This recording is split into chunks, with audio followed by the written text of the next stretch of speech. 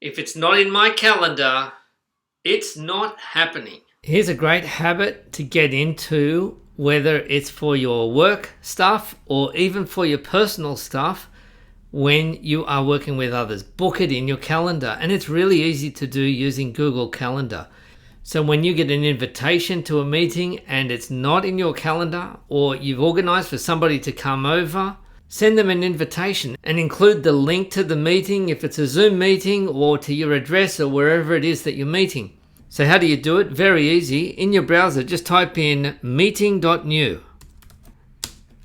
And that's going to set up a new event in your calendar. Set the subject, put in the date and time. Add video conferencing. If it's a Zoom meeting, then check out this video here, which shows you how to connect Google Calendar and Zoom. Pop in a location, and then maybe a little bit of an agenda of what you're going to discuss.